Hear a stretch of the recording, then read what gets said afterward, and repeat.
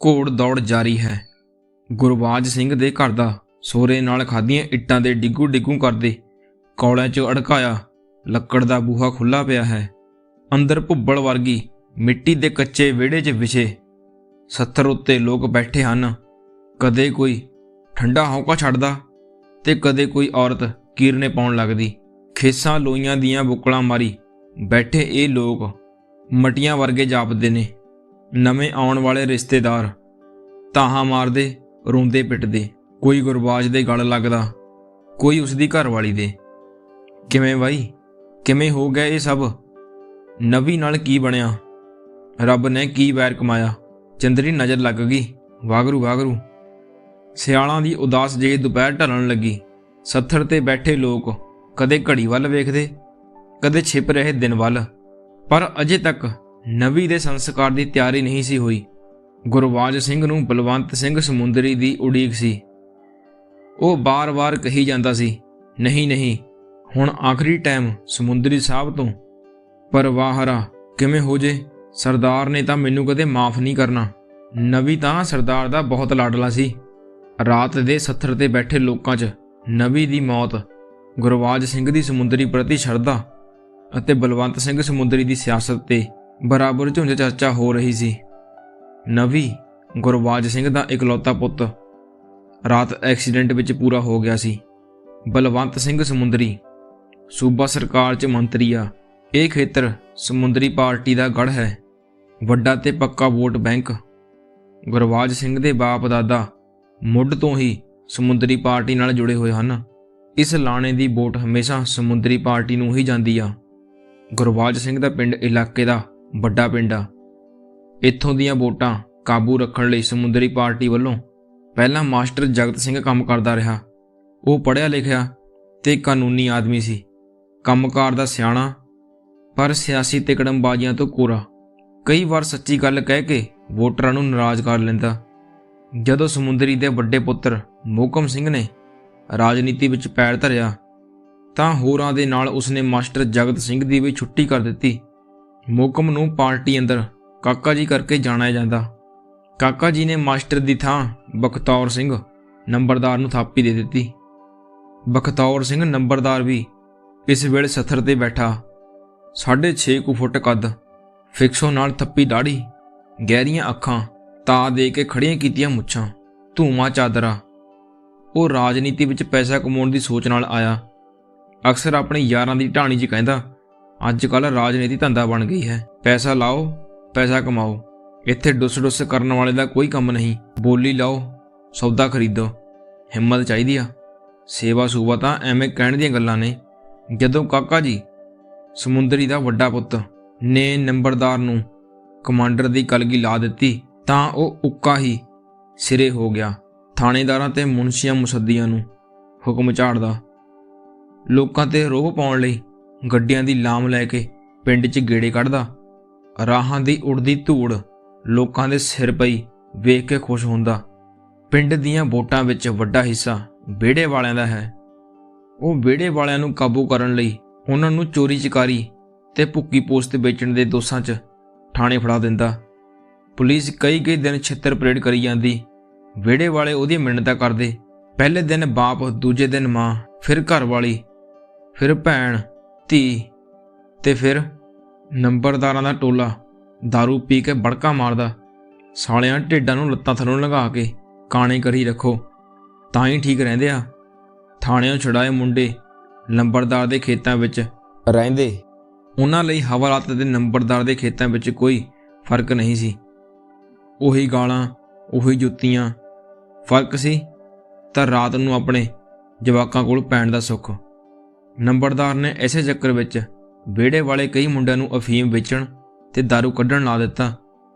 ਆਪ ਰੱਜ ਕੇ ਕਮਾਈ ਕਰਦਾ। ਖੁੱਡ ਚਰਚਾ ਤਾਂ ਇਹ ਵੀ ਸੀ ਕਿ ਹਿੱਸਾ ਕਾਕਾ ਜੀ ਨੂੰ ਵੀ ਦਿੰਦਾ।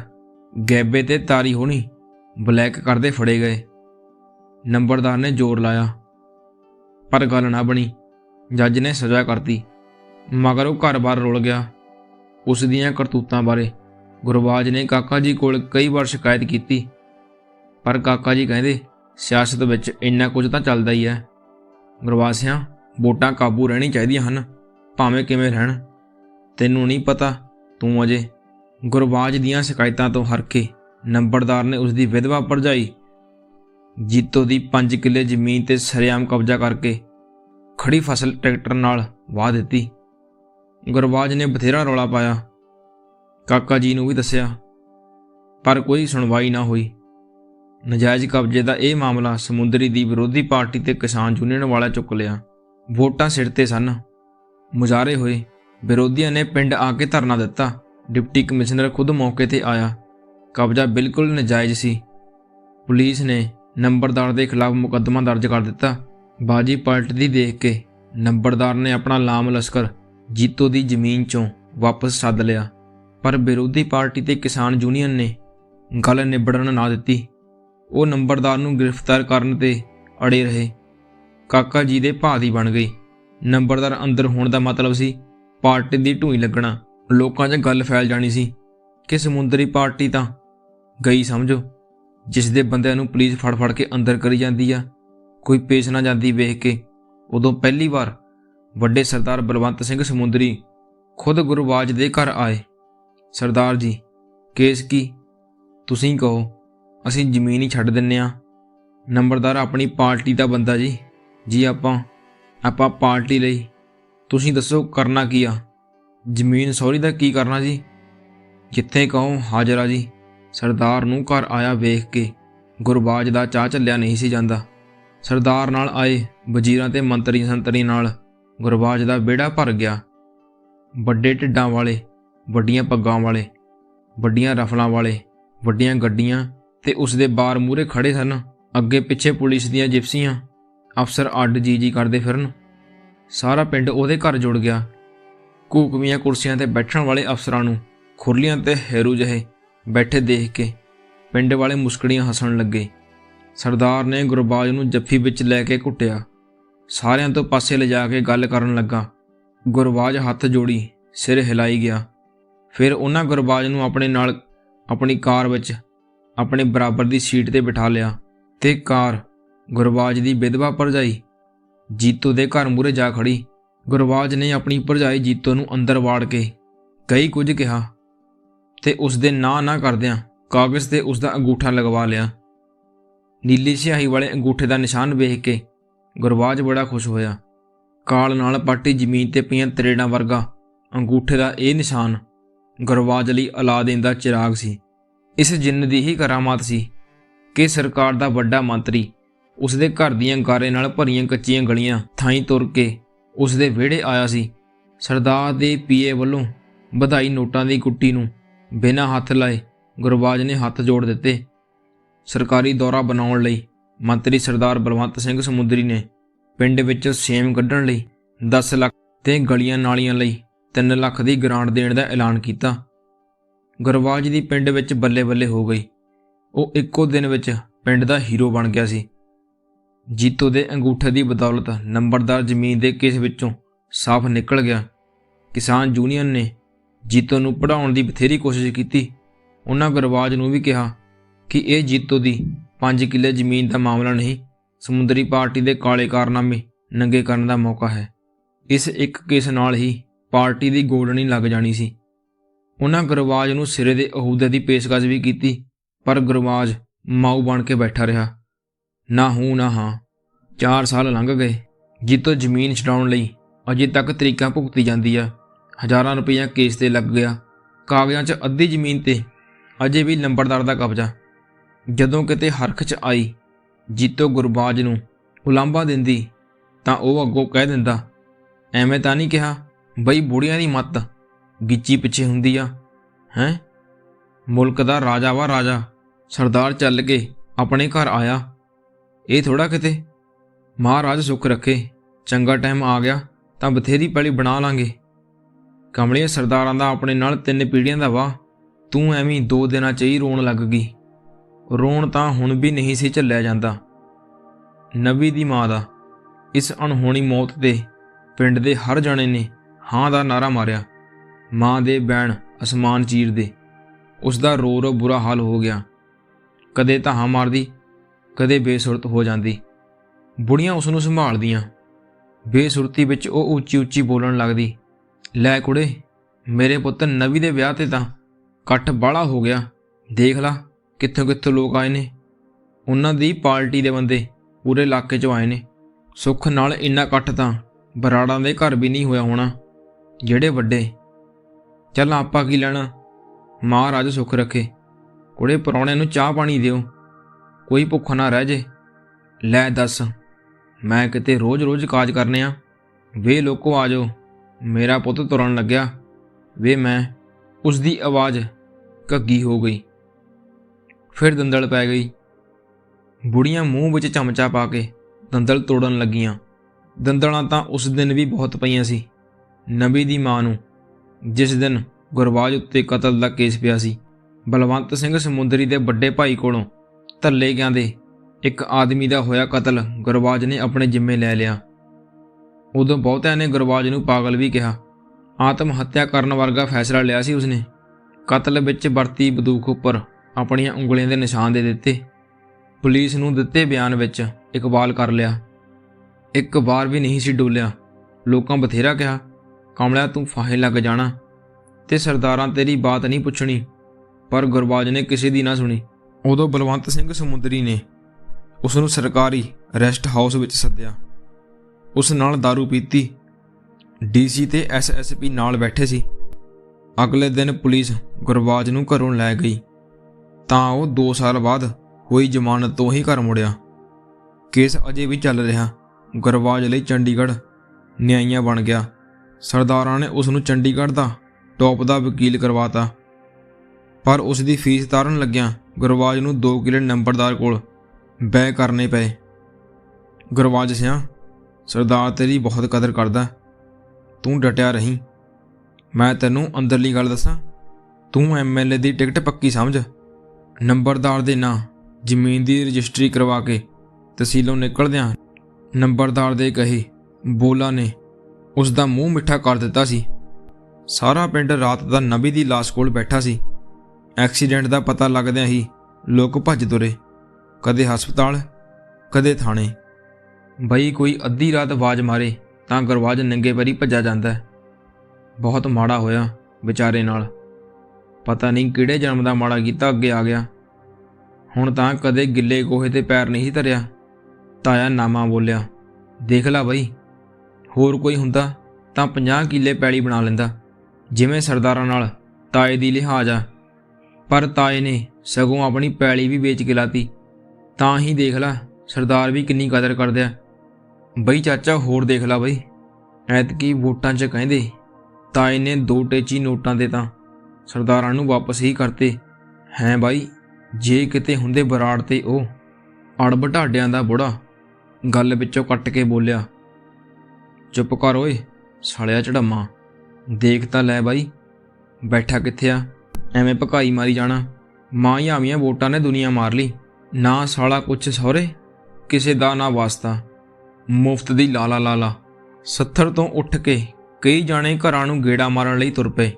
ਗੁਰਬਾਜ 70 ਤੋਂ ਉੱਠ ਕੇ ਕਮਰੇ ਅੰਦਰ ਚਲਾ ਗਿਆ। ਦਿਨ ਕਾਫੀ ਚੜ੍ਹ ਆਇਆ ਸੀ, ਪਰ ਸਿਆਲੂ ਰੁੱਤ ਹੋਣ ਕਰਕੇ ਬਹੁਤਾ ਪਤਾ ਨਹੀਂ ਸੀ ਲੱਗਦਾ। ਆਏ ਗਏ ਨੂੰ ਪਿਆਉਣ ਲਈ ਪਿੰਡ ਵਿੱਚੋਂ ਲੋਕ ਚਾਹ ਦੀਆਂ ਡੋਲਣੀਆਂ ਭਰ ਭਰ ਕੇ ਲਿਆਉਂਦੇ। ਮੰਜੇ ਤੇ ਨਵੀ ਦੀ ਦੇਹ ਚਾਦਰ ਨਾਲ ਢੱਕੀ ਹੋਈ ਸੀ। ਕਿਤੇ ਕਿਤੇ ਖੂਨ ਦੇ ਨਿਸ਼ਾਨ ਸਨ। ਜਿੰਨਾ ਗੁਰਬਾਜ ਨਰਮ ਤੇ ਘੱਟ ਬੋਲਣ ਵਾਲਾ ਸੀ, ਨਵੀ ਓਨਾ ਹੀ ਅੜਬ ਤੇ ਤਿੱਖਾ ਸੀ। ਇਲਾਕੇ ਵਿੱਚ ਉਸ ਸਮੇਂ ਉਹਦੀ ਬਹੁਤ ਚਰਚਾ ਹੋਈ ਸੀ। ਜਦੋਂ ਪਾਰਟੀ ਵੱਲੋਂ ਇੱਕ ਦਿਨ ਵਾਸਤੇ ਚੱਕਾ ਜਾਮ ਕੀਤਾ ਗਿਆ ਸੀ, ਨੰਬਰਦਾਰ ਦੀ ਅਗਵਾਈ ਹੇਠ ਪਿੰਡ ਲਾਗੇ ਸੜਕ ਤੇ ਜਾਮ ਲਾਇਆ ਗਿਆ। ਵਰਕਰ ਸੜਕ ਤੇ ਦਰੀਆਂ ਵਿਛਾ ਕੇ ਬੈਠ ਗਏ। ਕੁਝ ਸਮੇਂ ਬਾਅਦ ਨਵੀ ਇੱਕਦਮ ਧਰਨੇ ਵਿੱਚੋਂ ਉੱਠਿਆ। ਜਦੋਂ ਨੂੰ ਦੁਆਲੇ ਖੜੀ ਪੁਲਿਸ ਕੁਝ ਸਮਝਦੀ, ਉਹਨੇ ਸੜਕ ਕੰਢੇ ਖੜੀਆਂ ਕਈ ਬੱਸਾਂ ਕਾਰਾਂ ਦੇ ਸ਼ੀਸ਼ੇ ਭੰਨ ਦਿੱਤੇ। ਰੌਲਾ ਪੈ ਗਿਆ। ਪੁਲਿਸ ਨੇ ਨਵੀ ਨੂੰ ਫੜ ਕੇ ਉਸ ਤੇ ਮੁਕੱਦਮਾ ਬਣਾਤਾ। ਕਈ ਦਿਨਾਂ ਬਾਅਦ ਨਵੀ ਦੀ ਜ਼ਮਾਨਤ ਹੋਈ। 2 ਸਾਲ ਹੋ ਗਏ, ਤਰੀਕਾਂ ਪਈ ਜਾਂਦੀਆਂ ਨੇ। ਸਰਦਾਰਾਂ ਵੱਲੋਂ ਕੇਸ ਰਫਾ ਦਫਾ ਨਾ ਕਰਾਉਣ ਸੰਬੰਧੀ ਜੇ ਕਦੇ ਨਵੀ ਗੁੱਸਾ ਕਰਦਾ ਤਾਂ ਗੁਰਬਾਜ ਬਰਾ ਦਿੰਦਾ, ਕਾਕਾ ਉਹਨਾਂ ਨੂੰ ਸਾਰੀ ਦੁਨੀਆ ਦਾ ਫਿਕਰ ਆ, ਆਪਾਂ ਤਾਂ ਆਪਦਾ ਸੋਚਦੇ ਹਾਂ ਹੈਂ। ਕਾਕਾ ਜੀ ਦੇ ਕਹੇ ਲਫ਼ਜ਼ ਅਜੇ ਵੀ ਗੁਰਬਾਜ ਸਿੰਘ ਦੇ ਕੰਨਾਂ 'ਚ ਗੂੰਜਦੇ ਸਨ। ਗੁਰਬਾਜ ਸਿਆਂ, ਤੂੰ ਫਿਕਰ ਨਾ ਕਰ, ਮੁੰਡਾ ਤੇਰਾ ਹੁਸ਼ਿਆਰ ਆ, ਲੰਮੀ ਰੇਸ ਦਾ ਘੋੜਾ, ਇਹਨੂੰ ਆਪਾਂ ਲੀਡਰ ਬਣਾਉਣਾ ਸਿਰੇ ਦਾ। ਨਵੀ ਦੀ ਮਾਂ ਬਹੁਤ ਕਲਪੀ, ਵੇ ਭਲਿਆ ਮਾਨਸਾ, ਕੁਝ ਹੋਸ਼ ਕਰ, ਕੇਸ ਲੜਨੇ ਸੌਖਿਆ ਕਿਤੇ, ਅੱਗੇ ਹੀ ਨਹੀਂ ਸਾਹ ਆਉਂਦਾ ਕਚਹਿਰੀ ਤੋਂ ਤਾਂ, ਕਿਹੜਾ ਇੱਥੇ 50 ਮਰੱਬੇ ਆ, ਮੁੰਡੇ ਨੂੰ ਕਿਸੇ ਨੇ ਰਿਸ਼ਤਾ ਨਹੀਂ ਕਰਨਾ, ਤੂੰ ਕਢਾਉਣ ਦੀ ਕਰ ਕਿਸੇ ਤਰ੍ਹਾਂ। ਆ ਜਿਹੜੇ ਸਰਦਾਰਾਂ ਮਗਰ ਲੱਗਿਆ ਫਿਰਦਾ, ਲੋੜ ਪਈ ਤੋਂ ਕਿਸੇ ਕੰਜਰ ਨੇ ਨਹੀਂ ਬਾਤ ਪੁੱਛਣੀ। ਲੈ ਤੂੰ ਤਾਂ ਐਵੇਂ ਰਾਜ ਦਾ ਪਹਾੜ ਬਣਾਈ ਜਾਨੀ ਆ, ਇਹ ਸਿਆਸੀ ਕੇਸ ਆ, ਵੋਟਾਂ ਵਾਲੇ, ਕੋਈ ਮਾੜੇ ਨਹੀਂ। ਆ ਸਰਦਾਰ ਵੇਖ ਲਾ, 10 ਵਾਰੀ ਜੇਲ੍ਹ ਜਾ ਆਇਆ, ਕਮਲੀਏ ਮੁੰਡਾ ਲੀਡਰ ਬਣ ਜੂ ਲੀਡਰ। ਲੋਕ ਤਾਂ ਤਰਸਦੇ ਆ ਬਈ, ਤੂੰ ਐਵੇਂ ਨਾ ਸੰਸਾ ਕਰ। ਜਿਸ ਜੀਪ ਵਿੱਚ ਨਵੀ ਦਾ ਐਕਸੀਡੈਂਟ ਹੋਇਆ ਸੀ, ਉਹ ਗੁਰਬਾਜ ਨੇ ਜ਼ਮੀਨ ਗਹਿਣੇ ਕਰਕੇ ਲਈ ਸੀ, ਪਾਰਟੀ ਦੇ ਜਲਸਿਆਂ 'ਚ ਪਿੰਡ ਦੇ ਬੰਦੇ ਢੋਣ ਲਈ। ਪਰ ਉਸਨੇ ਪਿੰਡ ਵਿੱਚ ਇਹ ਗੱਲ ਉਡਾਈ ਹੋਈ ਸੀ ਕਿ ਨਵੀ ਲੁਧਿਆਣੇ ਪੜ੍ਹਦਾ। ਪਹਿਲਾਂ ਗੁਰਬਾਜ ਇਸ ਤਰ੍ਹਾਂ ਦਾ ਨਹੀਂ ਸੀ, ਸਿੱਧਾ ਪੱਧਰਾ ਆਦਮੀ ਸੀ, ਪਰ ਹੁਣ ਉਹ ਪਹਿਲਾਂ ਵਾਲਾ ਨਹੀਂ ਸੀ ਰਿਹਾ। ਉਸਨੇ ਕੁੱਦੇ ਨਾਈ ਦੀ ਬੁਢਾਪਾ ਪੈਨਸ਼ਨ ਨੂੰ ਕਟਵਾ ਕੇ ਸਾਹ ਲਿਆ। ਕਹਿੰਦਾ ਇਹ ਧੱਲੇ ਕਿਆਂ ਦਾ ਬੰਦਾ। ਕੁੱਦਾ ਪਾਕਿਸਤਾਨੋਂ ਆਇਆ ਸੀ, ਭਲੇ ਵੇਲਿਆਂ 'ਚ 2 ਕਿੱਲੇ ਜ਼ਮੀਨ ਉਸਨੂੰ ਅਲਾਟ ਹੋ ਗਈ ਸੀ, ਪਰ ਉਹ ਲੋਕਾਂ ਦੇ ਵਿਆਹ ਮਰਨਿਆਂ ਵਿੱਚ ਹੀ ਰੁੱਝਾ ਰਿਹਾ ਤੇ ਜ਼ਮੀਨ ਤੇ ਜੱਟਾਂ ਨੇ ਕਬਜ਼ਾ ਕਰ ਲਿਆ। ਗਿਰਦਾਵਰੀਆਂ ਹੋ ਗਈਆਂ। ਹੁਣ ਜਦੋਂ ਸਮੁੰਦਰੀ ਪਾਰਟੀ ਦਾ ਰਾਜ ਆਇਆ ਤਾਂ ਉਹਨਾਂ ਧੱਲੇ ਕਿਆਂ ਦੇ ਬੰਦਿਆਂ ਦੀ ਪੈਨਸ਼ਨ ਕਟਵਾ ਦਿੱਤੀ, ਕੁੱਦੇ ਦੀ ਪੈਨਸ਼ਨ ਵੀ ਕੱਟੀ ਗਈ। ਕੁੱਦਾ ਨਾ ਹੀ ਗੁਰਬਾਜ ਦੇ ਪੈਰੀਂ ਪਿਆ ਸੀ, ਜਜਮਾਨਾ ਤੇਰੇ ਬਾਪ ਨੇ ਮੈਨੂੰ ਪਿੰਡ 'ਚ ਰੱਖਿਆ ਸੀ, ਮੈਂ ਤੁਹਾਡੇ ਘਰਾਂ ਦੇ ਭਾਂਡੇ ਮਾਂਜਿਆ, ਮੇਰਾ ਕੀ ਕਸੂਰ ਆ, ਮੇਰੀ ਪੈਨਸ਼ਨ ਤੂੰ ਨਾ ਕਟਵਾ, ਮੇਰਾ ਕੋਈ ਸਹਾਰਾ ਨਹੀਂ। ਆ ਜਿਹੜੀ ਤੂੰ ਕਹਿਣਾ ਮੇਰੇ ਨਾਲ ਜ਼ਮੀਨ ਬੋਲਦੀ ਆ, ਆ ਮੇਰੇ ਤੋਂ ਤੂੰ ਲਿਖਵਾ ਲੈ, ਮੈਂ ਅੰਗੂਠਾ ਲਾ ਦਿੰਦਾ। ਰੱਬ ਤੇਰਾ ਭਲਾ ਕਰੇ, ਮੈਨੂੰ ਤਾਂ ਬਸ ਪੈਨਸ਼ਨ ਲੱਗੀ ਰਹਿਣ ਦੇ, ਤੇਰੇ ਬੱਚੇ ਜੀਣ। ਕੁੱਦਾ ਨਾ ਹੀ ਗੁਰਬਾਜ ਦੇ ਮੰਜੇ ਕੋਲ ਹੱਥ ਜੋੜੀ ਬੈਠਾ ਮਿੰਨਤਾਂ ਕਰ ਰਿਹਾ ਸੀ। ਉਸ ਦੀ ਪੈਨਸ਼ਨ ਤੇ ਲਾਲ ਲੀਕ ਵਾਹ ਕੇ ਪੰਚਾਇਤ ਸਕੱਤਰ ਨੇ ਲਿਖ ਦਿੱਤਾ ਸੀ, ਕੁੱਦਾ ਪੁੱਤਰ ਜੈਮਲ ਜ਼ਮੀਨ ਮਾਲਕ ਹੈ, ਇਸ ਲਈ ਪੈਨਸ਼ਨ ਦਾ ਹੱਕਦਾਰ ਨਹੀਂ। ਪਰ ਕੁੱਦਾ ਆਪਣਾ ਫਰਜ਼ ਅੱਜ ਵੀ ਪੂਰਾ ਕਰ ਰਿਹਾ ਸੀ। ਉਸ ਨੇ ਨਵੀ ਦੀ ਦੇਹ ਦੇ ਇਸ਼ਨਾਨ ਵਾਸਤੇ ਪਿੱਤਲ ਦੀ ਬਾਲਟੀ ਵਿੱਚ ਪਾਣੀ ਭਰ ਕੇ ਰੱਖ ਲਿਆ।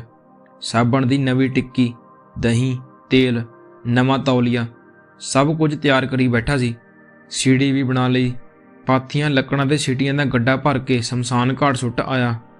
ਕਾਫੀ ਚਿਰ ਦਾ ਕਮਰੇ ਅੰਦਰ ਬੜਿਆ ਗੁਰਬਾਜ ਬਾਹਰ ਨਹੀਂ ਸੀ ਨਿਕਲਿਆ। 2 ਕੁ ਨੇੜ ਦੇ ਰਿਸ਼ਤੇਦਾਰ ਅੰਦਰ ਗਏ। ਬਾਈ ਬਹੁਤ ਮਾੜਾ ਹੋਇਆ, ਬਾਈ ਸੁਣ ਕੇ ਯਕੀਨ ਨਹੀਂ ਆਇਆ। ਬਾਈ ਜੀ ਬਸ ਤੁਸੀਂ ਰੱਬ ਦਾ ਪਾਣਾ, ਆਦਮੀ ਕੀ ਕਰ ਸਕਦਾ ਹੈ, ਵਾਹਿਗੁਰੂ।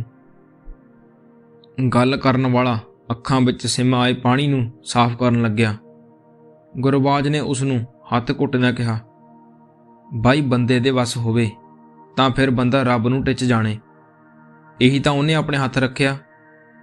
ਹੁਣੇ ਸਰਦਾਰ ਜੀ ਨੂੰ ਫੋਨ ਕੀਤਾ, ਉਹ ਵੀ ਇਹੀ ਕਹਿੰਦੇ ਆ। ਬੜਾ ਹੌਸਲਾ ਬਾਈ ਜੀ ਉਹਨਾਂ ਦਾ, ਦੇਖ ਲੈ ਕਿੰਨੀਆਂ ਮਾਰਾਂ ਪਈਆਂ, ਕਦੇ ਨਹੀਂ ਡੋਲੇ। ਪਿਛਲੀਆਂ ਵੋਟਾਂ ਵੇਲੇ ਉਹਨਾਂ ਦਾ ਜਮਾਈ ਗੋਗੀ ਪੂਰਾ ਹੋ ਗਿਆ ਸੀ। ਅਸੀਂ ਕਿਹਾ ਕਿ ਸਰਦਾਰ ਜੀ ਬਸ ਹੁਣ ਕਾਹਦੀਆਂ ਵੋਟਾਂ, ਪਰ ਬਾਈ ਜੀ ਤੁਸੀਂ ਸੱਚ ਜਾਣਿਓ, ਜਿਹੜਾ ਸਰਦਾਰ ਜੀ ਨਾਲ ਢਿੱਲੀ ਗੱਲ ਕਰੇ, ਸਰਦਾਰ ਜੀ ਕਹਿਣ ਤੂੰ ਘਰ ਚੱਲ ਕੇ ਬੈਠ ਭਾਈ, ਵੋਟਾਂ ਮੈਂ ਆਪੇ ਸਾਂਭ ਲੂੰ। ਬਾਈ ਜੀ ਸਰਦਾਰ ਨੇ ਹਿੰਜ ਨਹੀਂ ਸੁੱਟੀ, ਸਾਨੂੰ ਤਕੜੇ ਹੋਣ ਲਈ ਕਹਿੰਦਾ। ਜੋ ਹੋਣਾ ਸੀ ਹੋ ਗਿਆ, ਤੁਸੀਂ ਵੋਟਾਂ ਸਾਂਭੋ। ਦੇਖ ਲਾ ਬਾਈ, ਭੋਰਾ ਢਿੱਲ ਨਹੀਂ ਹੋਣ ਦਿੱਤੀ। ਹਾਂ ਕਿੰਗਰੇ ਤਾਂ ਕੱਛਾ ਵਜਾਉਂਦੇ ਸੀ, ਅਕੇ ਹੁਣ ਤਾਂ ਸਮੁੰਦਰੀ ਡੁੱਬ ਕੇ ਸਮਝੋ। ਆਹ ਦੇਖ ਲਾ ਬਾਈ, ਸੁੱਖ ਨਾਲ ਬੀਬੀ ਵੀ ਜਿੱਤ ਗਈ। ਤੈਨੂੰ ਪਤਾ ਹੀ ਆ, ਅੱਗੇ ਆਪਣੀ ਪਾਰਟੀ ਦਾ ਕੋਈ ਬੰਦਾ ਉਦੋਂ ਕਦੇ ਜਿੱਤਿਆ ਸੀ? ਇਹੋ ਜਿਹੀ ਹਮਦਰਦੀ ਕੀਤੀ, ਲੋਕਾਂ ਨੇ ਵੋਟਾਂ ਦੇ ਢੇਰ ਲਾਤੇ। ਬਾਈ ਵਾਹਿਗੁਰੂ ਦੇ ਹੱਥ ਆ, ਬੰਦਾ ਕੀ ਕਰ ਸਕਦਾ। ਬਸ ਜੋ ਹੋਇਆ ਚੰਗਾ ਹੀ ਹੋਇਆ।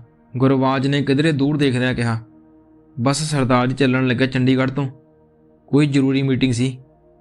ਨਵੀ ਨਾਲ ਬਹੁਤ ਤਿਉ ਸੀ ਉਹਨਾਂ ਦਾ, ਉਹਨਾਂ ਦੇ ਆਉਣ 'ਤੇ ਹੀ ਸੰਸਕਾਰ ਕਰਾਂਗੇ। ਤੁਸੀਂ ਬੈਠੋ ਬਾਈ ਜੀ, ਤੁਸੀਂ ਮੇਰਾ ਦੁੱਖ ਮੰਨਿਆ। ਮੈਂ ਗੁਰਬਾਜ ਸਹਿਜ ਨਾਲ ਗੱਲਾਂ ਕਰ ਰਿਹਾ ਸੀ। ਦੂਰੋਂ ਨੇੜੋਂ ਆਏ ਰਿਸ਼ਤੇਦਾਰ ਵਾਪਸੀ ਬਾਰੇ ਵਿਚਾਰਾਂ ਕਰ ਰਹੇ ਸਨ। ਬੁੜੀਆਂ ਨੱਕ ਸੁਣਕ ਕੇ ਆਪਣੀ ਹਾਜ਼ਰੀ ਲਵਾਉਣ ਲੱਗੀਆਂ। ਦਿਨ ਛੋਟੇ ਹੋਣ ਕਰਕੇ ਸਾਰੇ ਸੰਸਕਾਰ ਵਾਸਤੇ ਕਾਹਲੀ ਕਰ ਰਹੇ ਸੀ, ਪਰ ਗੁਰਬਾਜ ਚੁੱਪ ਬੈਠਾ ਸੀ। ਜੇ ਕੋਈ ਹੌਲੀ ਕੁ ਦਿਨੇ ਇਸ਼ਨਾਨ ਕਰਾਉਣ ਲਈ ਸਲਾਹ ਕਰਦਾ ਤਾਂ ਕਹਿ ਦਿੰਦਾ, ਕੋਈ ਨਹੀਂ ਬਾਈ, ਸਭ ਕੁਝ ਹੋ ਜੂ, ਤੂੰ ਚਿੰਤਾ ਨਾ ਕਰ। ਗੁਰਬਾਜ ਨਵੀ ਦੀ ਲਾਸ਼ ਕੋਲ ਬੈਠਾ ਸੀ। ਜਿਹੜਾ ਵੀ ਨਵਾਂ ਆਦਮੀ ਆਉਂਦਾ 2 ਘੜੀਆਂ ਗੁਰਬਾਜ ਕੋਲ ਬੈਠਦਾ, ਫਿਰ ਹੌਲੀ ਹੌਲੀ ਉੱਠ ਕੇ ਤੁਰ ਪੈਂਦਾ। ਭਾਈ ਸਿਆਲ ਦਾ ਦਿਨ ਆ, ਸਿਵਾ ਮੱਚਦਿਆਂ ਵੀ ਟਾਈਮ ਲੱਗੂ, ਰਿਸ਼ਤੇਦਾਰਾਂ ਵੀ ਟਿਕਾਣੇ ਤੇ ਅੱਪੜਨਾ ਹੈ। ਹੁਣ ਕੀ ਦੇਰ, ਬਾਈ ਕਰੋ ਤਿਆਰੀ, ਸਾਰੇ ਭੈਣ ਭਾਈ ਬੈਠੇ ਆ। ਹੋਰ ਕੀ, ਜੋ ਹੋਣਾ ਸੀ ਹੋ ਗਿਆ, ਹੁਣ ਲਾਸ਼ ਵੀ ਤਾਂ ਕਿਤੇ ਕਿਉਂਟਣੀ ਆ ਕਿ ਨਹੀਂ, ਕੋਈ ਸਮਝ ਨਹੀਂ ਆਉਂਦੀ। ਬਈ ਕੀ ਕਰਦਾ ਪਿਆ ਬਾਜ ਸਿਓ? ਝੋਲੇ ਵਾਲਿਆਂ ਦਾ ਅਮਲੀ ਬੁੜਾ ਆਪਣੇ ਆਪ ਬੋਲੀ ਜਾ ਰਿਹਾ ਸੀ। ਗੁਰਬਾਜ ਫਿਰ ਕਮਰੇ ਅੰਦਰ ਜਾ ਕੇ ਫੋਨ ਕਰਨ ਲੱਗਿਆ, ਸਰਦਾਰ ਜੀ ਸਾਰੀ ਤਿਆਰੀ, ਬਸ ਤੁਹਾਡੀ ਉਡੀਕ। ਤੇ ਉਸ ਤੋਂ ਅੱਗੇ ਬੋਲ ਨਹੀਂ ਸੀ ਹੋਇਆ। ਉਸਨੇ ਫੋਨ ਬੰਦ ਕਰ ਦਿੱਤਾ, ਲੰਮਾ ਸਾਹ ਖਿੱਚਿਆ, ਅੱਖਾਂ ਘੁੱਟ ਕੇ ਬੰਦ ਕੀਤੀਆਂ। ਬਸ ਸਰਦਾਰ ਜੀ ਆ ਹੀ ਰਹੇ ਨੇ, ਹੁਣ ਉਹਨਾਂ ਤੋਂ ਬਿਨਾਂ ਮੈਂ ਕਿਵੇਂ?